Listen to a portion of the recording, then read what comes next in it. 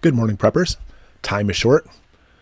How are your energy needs or energy supplies for this winter? How's your electricity looking? Because we're looking at some electrical blackout problems. Now, the Wall Street Journal put out a small article. I don't always use them as a primary source, but they talked about natural gas and the problems associated with it, but the problem goes deeper. So stick with this video and I want to show you why. Ultimately, I've actually shown a bunch of videos of different types of solar generators. I've actually done everything from a homemade solar generator you might be able to put together with parts you might actually have in your house now, going all the way up to like a huge sophisticated one like the Bluetti, which is like really awesome. I don't care if you use that or if you have a gas generator. There will be gas around this winter to be able to use. That's good. I have a couple gas generators myself as well. But either way, try to have something set aside for this winter because we may be having some blackouts. I don't care if you're in the New England states or elsewhere. And having that happen, especially if you have freezers, could be catastrophic. You don't want to lose a lot of your food and your preps and such. All right, but I don't want to go into the article about the Wall Street Journal. That's not important. But I do want to talk about liquefied petroleum, natural gas sources that we have, and talk about basically what's happening in our country and our infrastructure when it comes to the power grid, because the power grid already is unstable.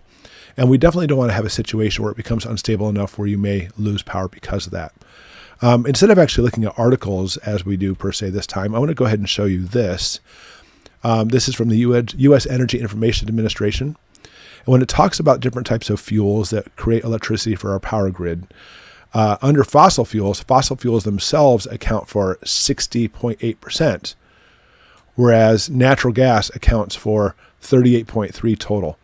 So, you know what, just a little over a third of our power grid comes from natural gas, which to me, I don't know, it's kind of like staggering. I like coal plants.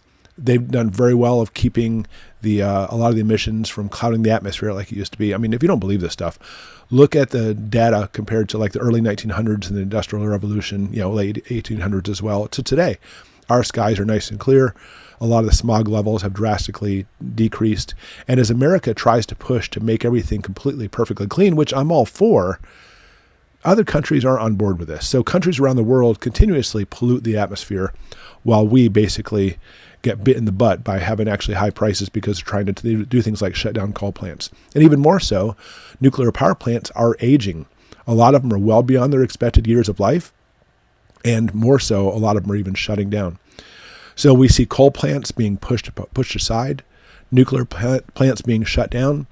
And of course, they're trying to drive solar and trying to drive wind turbine energy, which I love that kind of technology. I think it's a great thing for us to exceedingly gradually transition to, instead of having them shove it down our throats.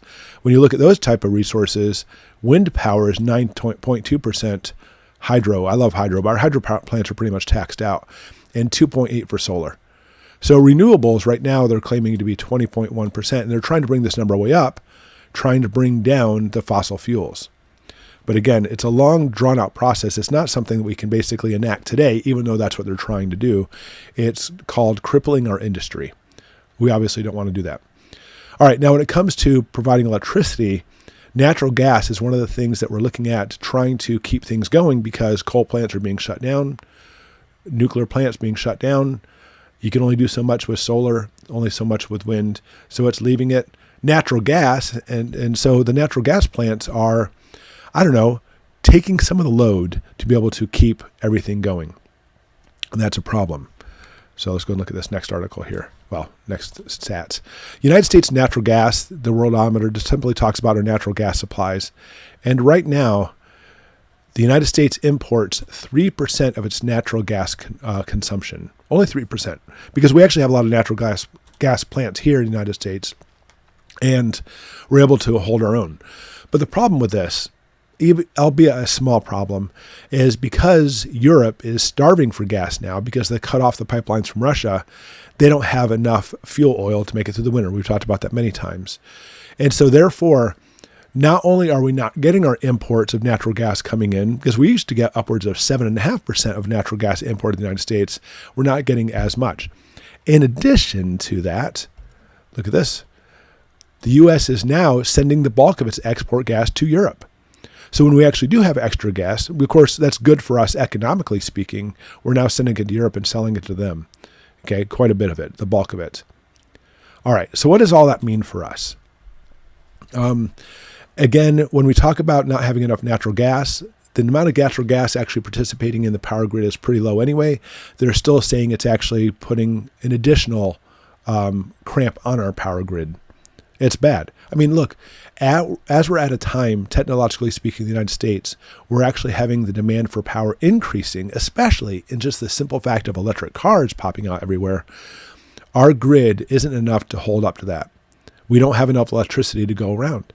And as winter comes around and things get colder, the natural gas lines coming into the United States, as well as us exporting it out, we're not going to have enough to keep things a power in and going. And they're talking about possibly, that was the Wall Street Journal article, which again, not a big fan of the Wall Street Journal. They said that we're looking at the New England states anyway, having some blackouts this winter. If you're asking my opinion, I think we're actually at risk of having some power grid problems many places around the United States this winter, not simply just the Northeast. So we need to be able to make sure we keep things going and make sure we actually have things set aside. Make sure you have some kind of alternate means to be able to keep your house with electricity. Because I heard somebody saying once, oh, that's really bad because if they have a natural gas shortage in the New England states, which again, natural gas doesn't count for a whole lot. They're like, do we want to have natural gas go to people's homes to keep them warm or have natural gas going to produce electricity? And they say, well, let's go ahead and send it to people's homes. But that's an elementary view of understanding the situation because you know what? You can send all the natural gas you want to somebody's house. But unless they have electricity for their furnace to blow it around their house, it's not going to do any good. You have to understand a deeper understanding of what's going on here. But I'll say it again. I think this is a warning we need to take, not just the New England states, but a warning we need to take to be able to be ready. Because you know what? As we mature, as we grow in wisdom and experience, we start to realize that we shouldn't be depending on the government for all these things anyway. I mean, sometimes we're in a situation where we have our house, we have electricity to our house, and I don't have the money or the means or the time right now to try to shift over to something. I get that. But understanding what's happening, you can start looking at having alternatives.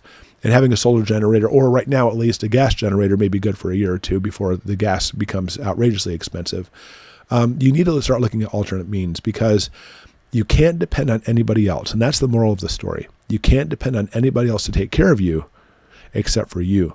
So you need to try to be as self-sufficient as possible. And Goshen prepping is not always about stockpiling things, which is good too.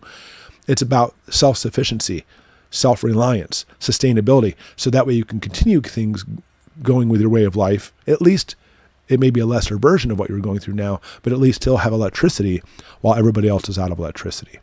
Because again, our house is powered or heated by a wood stove, but we still have to have fans to blow that heat around the house because it's not good just right there. I mean, we can always put a little tent next to it, which we will if that ever happens, but having some type of generator to blow the air around the house is advantageous. But for most people, if you actually heat your house by natural gas, you're still going to have to be able to turn that furnace on. You have to have the electricity too.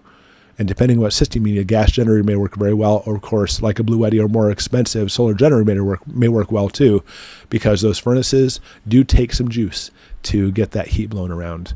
All right, I hope that helps, and I hope you are preparing. And if you have a gas generator, or if you have a solar generator or some other means, let's go ahead and get a discussion going. Go in the comments below and tell me what you have. Tell me what your plans are to be able to keep your house warm this winter. Because as winter's coming and they're predicting a very cold, harsh, wet winter again, which causes lots of problems, we're going to be in need of some alternate power sources because yours may stop this winter and mine too.